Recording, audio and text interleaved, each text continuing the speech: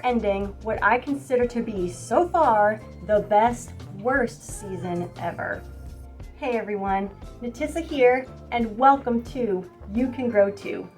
Gardening in the subtropics of Florida, I mean, you can grow here year-round, but our spring and summer season is always the hardest to grow in.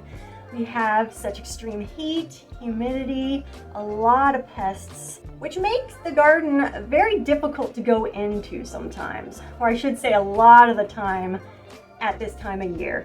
In this video, we will be reviewing the 2024 spring and summer season, the good, the bad, and of course, as always, the lessons learned, which were many. I've got my notes here that I've been keeping track of during the season so we can review it together. And as I do that, I plan to show you how the garden is looking now, as long as my computer and editing system allow, because I have been having some trouble with that, so yes. If I could define the gardening season in one video, it would be the video where I got honest with you about how I was really feeling this spring and summer season. If I were to sum this season up in a handful of words, I would say unrealistic expectations, which leads to overwhelm, which then leads into disappointment. But all of that really led to a time of reflection, eye-opening, maybe you could call it a realization, and an acceptance of how the season really goes, which can of course lead to change and good feelings, which the good feeling part is what I was definitely lacking at the start of this season. To start us off this season, we, had our spring seedlings. And, again, I always have these expectations of everything going well, every plant that I want planted in the garden to happen. And every time we are always just in this mode of, well, I should say it starts out well, I'm always uncertain about things. Every season, gotta remind myself of that.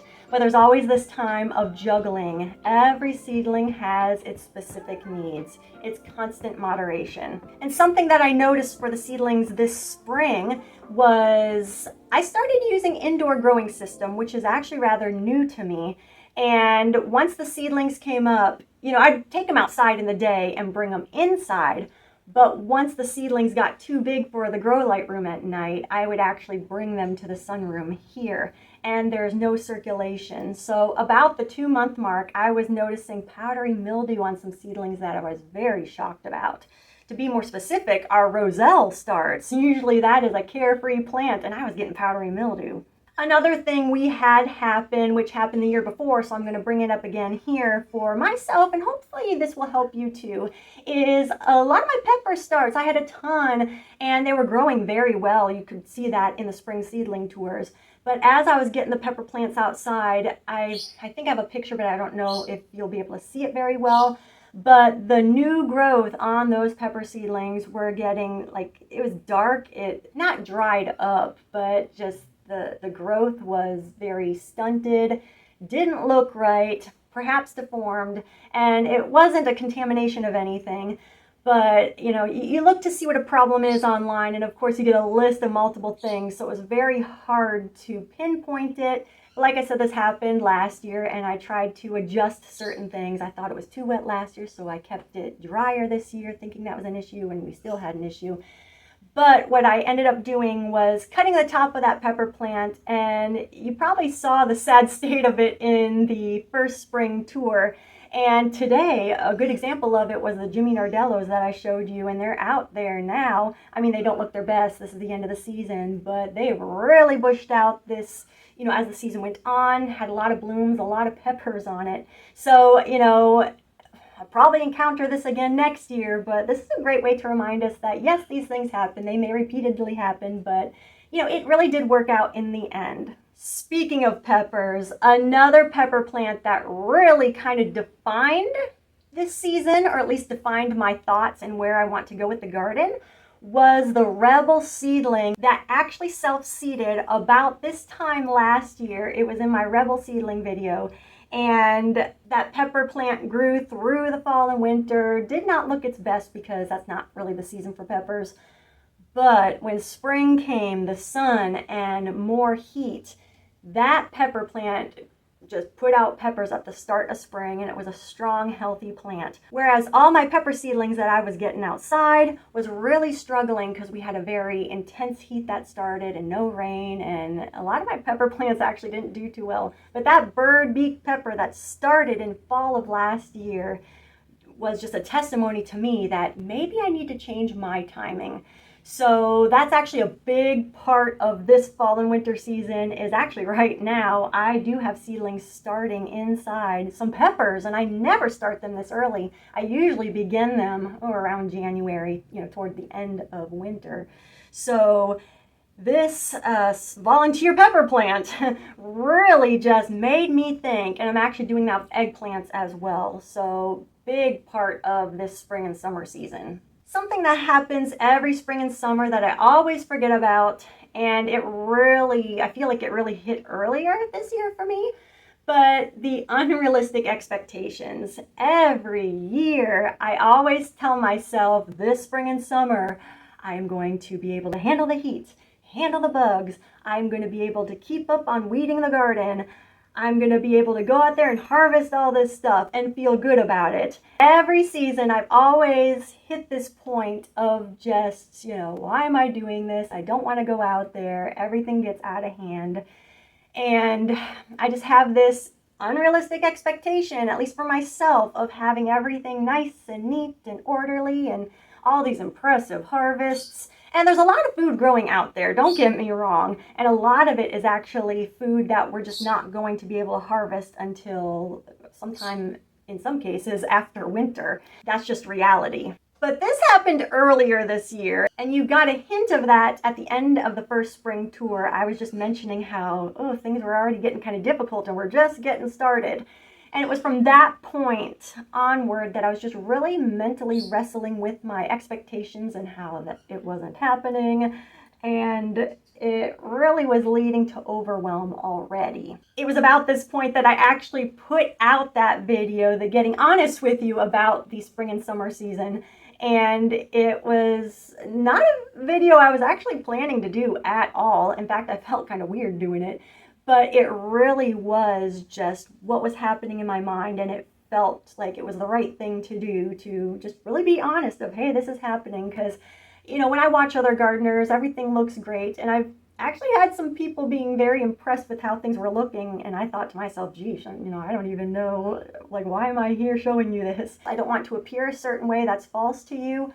If you think everything's perfect and wonderful here and I'm just enjoying my life out in the garden, no, it's a very rough season, and like I said, we're going over it now, but I just really want to be real with you, because I think that is, something we're kind of missing in our world, especially in social media, because it's so easy to orchestrate things, make things look a certain way, and I really don't want to be that person.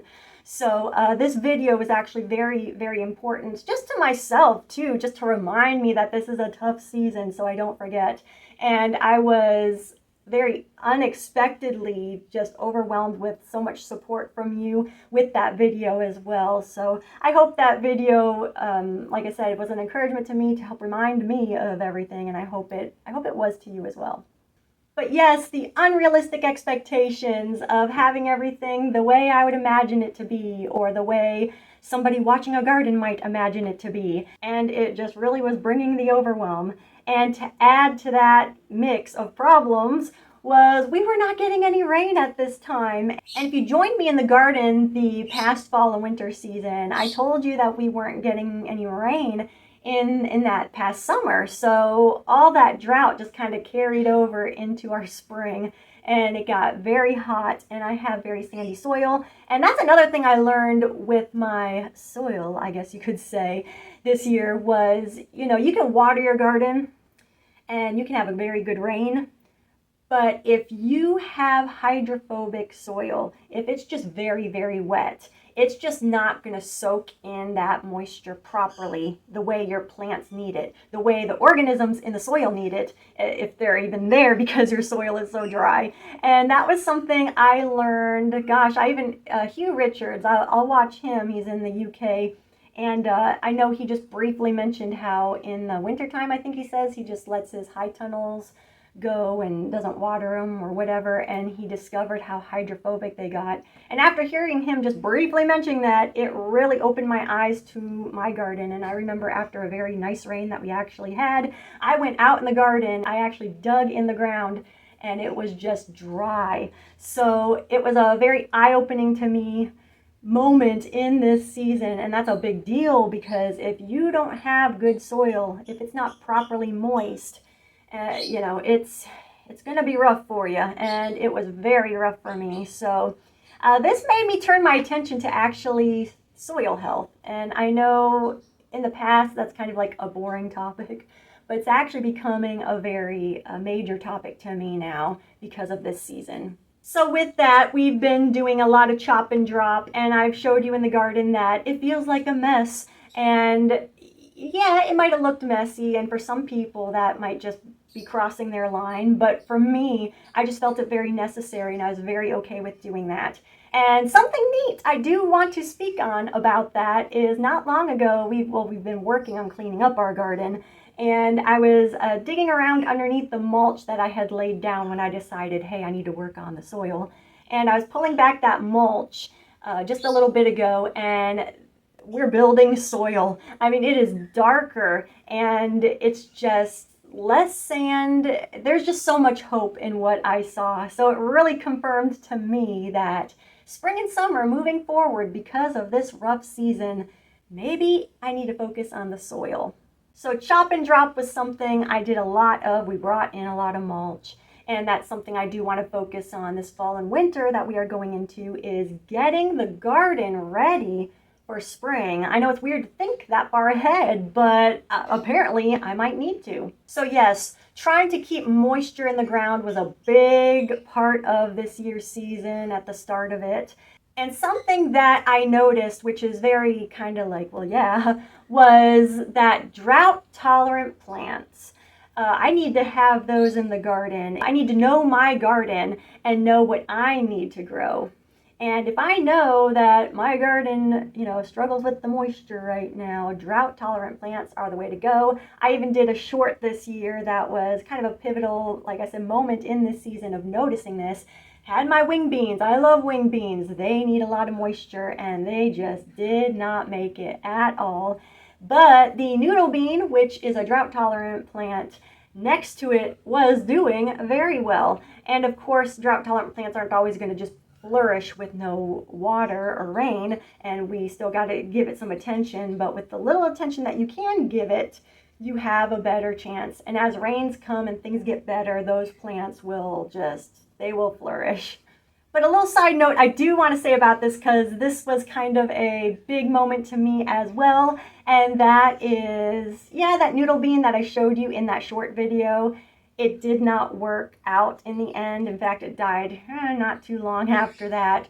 But my Thai Soldier Long noodle beans, I was nervous about them this year, and they have pulled through. And that is a very drought-tolerant plant, and they were actually growing through that other noodle bean variety that I had growing. So that's just a sort of a testimony to varieties, because yes, noodle beans are considered a staple here in the South, but again, all about varieties.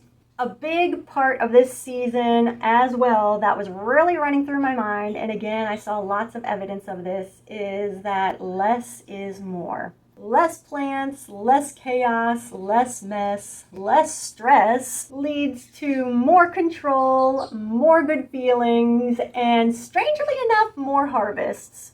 It was kind of evident to me with that for a couple things. Was number one, we have what I like to call a banana forest, and I had all these big dreams of having, a bunch of bananas, having all these plants growing under it, and how wonderful that would be, and it just became this mess.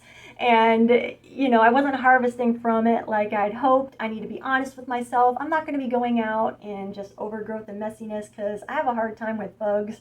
And so realistically, that was too much. And my husband surprised me by pushing back that banana forest barrier, I guess you could say. And we were able to move a lot of those resources, like the mulch, up to the bananas. So that got to focus the attention on the bananas, instead of having this mulch spread out all over the place over food food and plants that we were just not harvesting from, and it, like I said, got out of hand. But this is the year that we had 3 bunches of bananas. We did lose one to the tropical storm Debbie that did come through. But even then, you know, that's okay. The fact is that we got 3. We've never had that many. We have our 3rd one still out there. But again, evidence to me, less is more. Just, you know, be realistic with yourself. And also with that, you know, in being honest with yourself, or, you know, less is more, and really looking at the big picture, it really kind of helped me see what really mattered in the garden, because there's so many things I like to grow. If you see a lot of my everything I'm planting for whatever season, you see I do a lot. And of course, I know this is that they're not all gonna work just because of many different factors, and that's gardening. But, you know, you really start to find out what matters to you and not. And another great example of the less is more is I started this spring a lot of pepper seedlings, and a lot of them did not work. Only a few did. In fact, out here I have the remainder of my shishito peppers, and that pepper plant produced a lot of the peppers that I needed this year. And, you know, we always dream of the unrealistic expectation, at least for me, it's an unrealistic expectation of getting all these big pepper harvests. And I can do that, but in reality, that might be too much. And I've experienced that last season with my Arroz con Polo pepper. And yes, great pepper. I was very impressed by the harvest, but ultimately, I was kind of thinking, my goodness, this might be a little too much. But that shishito pepper, it was kind of like pepper on demand. Anytime I needed something just for a meal, I'd go out there and grab a few, and that was enough for me. So instead of juggling like 100 different pepper plants, you know, just focus on a few, and that's all I need. Yeah, so being honest with myself, like I said, you know, we have all these dreams. Like I said, the basil tea I was hoping to do. How many cups of basil tea did I make? 0. And that's okay. It's just, you know, I had all these dreams of doing all those things too, all those harvesting projects that just didn't happen. I got overwhelmed, and that's okay. So moving forward, just be realistic with myself. I still want to try that in the future though. I guess you can kind of link this into the less is more idea, is to focus on fresh eating. You know, I did mention it with the peppers already, you know, having these dreams of just harvesting buckets of peppers, buckets of whatever. And ultimately, for me, I think preserving is very important. I've talked about that in the past and the skill of that. But honestly, with sitting with myself and thinking about it, I'm just going to focus on fresh eating. It just makes more sense to me. Realistically, that is what I can do right now. I get overwhelmed with everything coming out of the garden, and there's just so much to do, so much out there. So the abundance, realistically, is just too much for me, and that is okay. When we garden, we have goals, or maybe I should say reasons why we grow.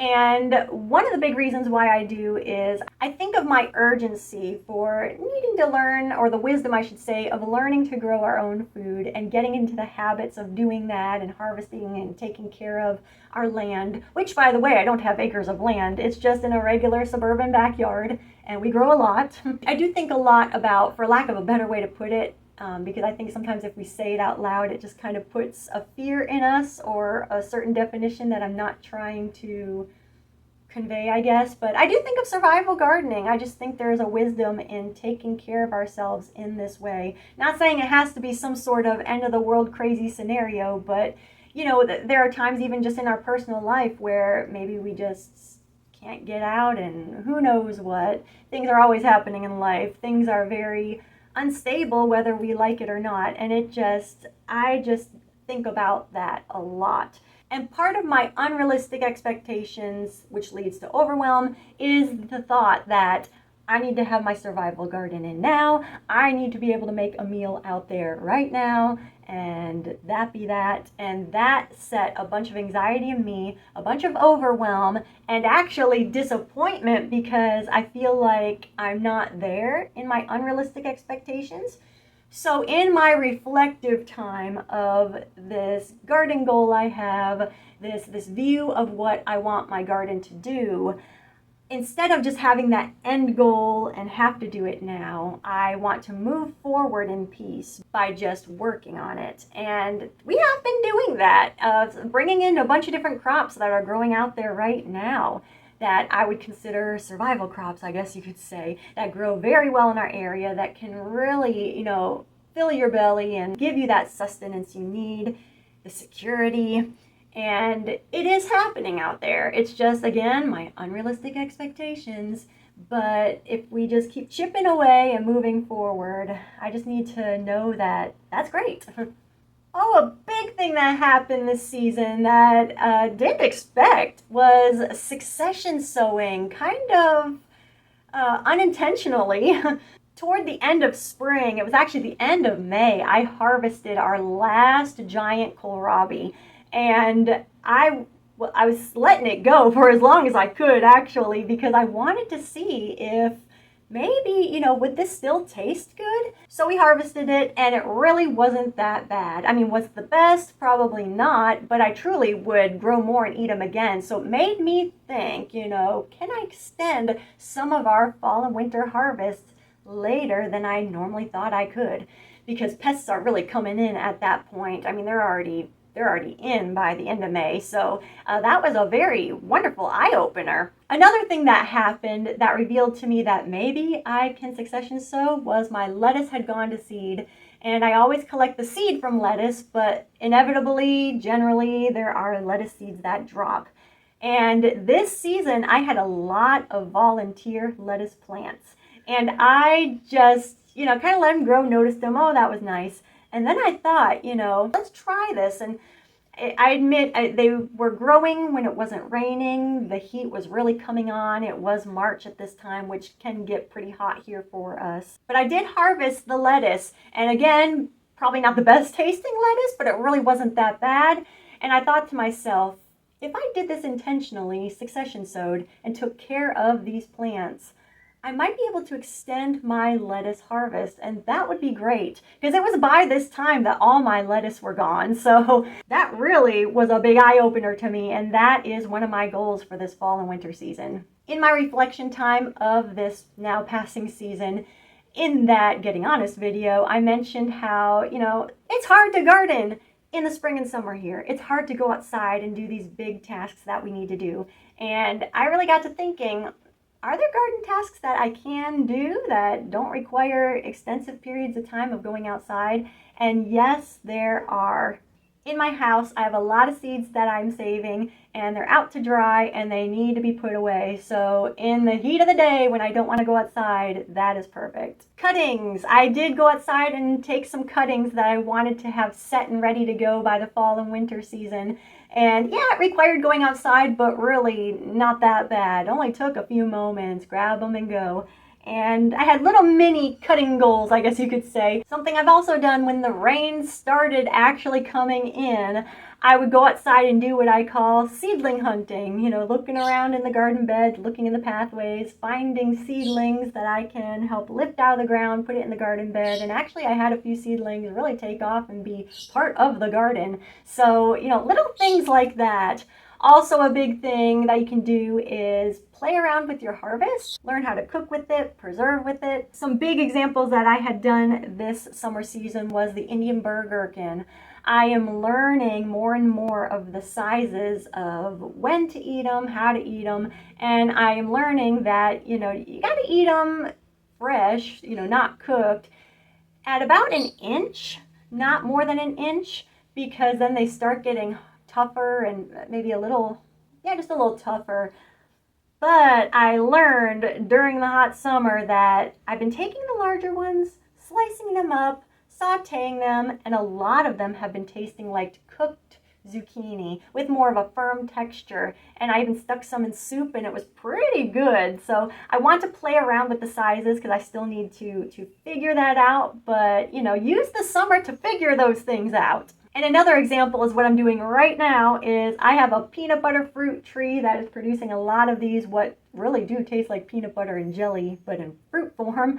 And we are experimenting with what if we dehydrate them? And I actually have that going on inside right now. So that's just a few examples of, taking this time in the summer when I don't want to be out in the garden, but learning how to use the produce that we are harvesting. Something I also started doing this season when things were getting rough, and it was almost like I just kind of counted myself out of it already, kind of checking out, but I didn't feel right about completely quitting. But to help me look ahead and continue on was doing some experiments, or at least experiments I'm working on right now. I have over here a bed that I just dug in the ground. I'm going to do an experiment on growing in nothing but sand. I mean, I do have certain rules to my experiment that I'm working on, and we'll get into that in the video that I plan to do. But the point is, that's been something I've been working on, and it's just been helping me look ahead. Also, with the food containers, I did a video on that. It was, I think, coming into spring, I released that video. And I want to use those food containers again, and I want to revitalize the soil that is in there. And I want to try to use just grass clippings. Will that help? I mean, I'm still developing my thoughts and ideas of these videos, but the point being, in this time where I'm feeling a little frustrated this season, I'm looking ahead and working toward that. I'm moving forward. I mentioned part of the reason why it's so difficult this summer, or any summer I should say, here in the subtropics of Florida, is the bugs. And there's a lot of people that can just go through, do their gardening tasks without any care whatsoever. But for me, it's genuinely difficult.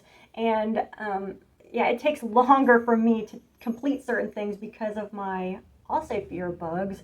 I did a whole video on it, so if that's you too, go check it out. I hope that it helps you. What was interesting is, despite my not so fondness of bugs, I do appreciate what they do in the garden. And one of the good bugs out there are assassin bugs, and they do target a lot of our pests, the ones we don't want in the garden. And in the past, it was always rare to see an assassin bug. But this year, like everywhere I look, I'm seeing those orange assassin bugs. And it's actually kind of creepy because once you notice them, they kind of like tuck themselves in the leaf. But they're doing good work, so I'll keep them there. But the point being, building that ecosystem, even if I'm not a fan of bugs, it was very encouraging. And a big thing that I'm really being honest with myself with is, like I said, I want to grow so much. I do probably overplant, but I'm always seeing during the summer season, because I don't want to go outside, is to plant what I am harvesting as close to the house as possible. And one of my great examples that I just did not expect was this large moringa tree that we have growing near where I go out into the garden. And I do have other moringa trees growing on the other side of my house, and I do harvest from them, but I have noticed that when I don't want to go outside, I want to go to that moringa tree.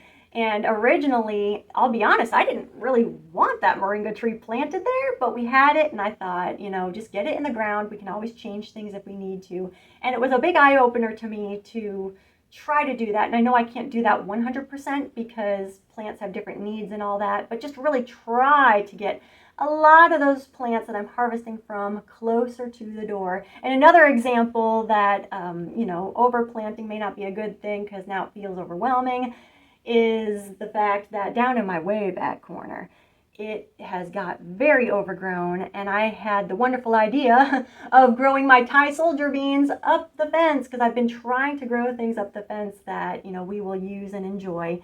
And I just haven't been going back there because, again, it's too hot.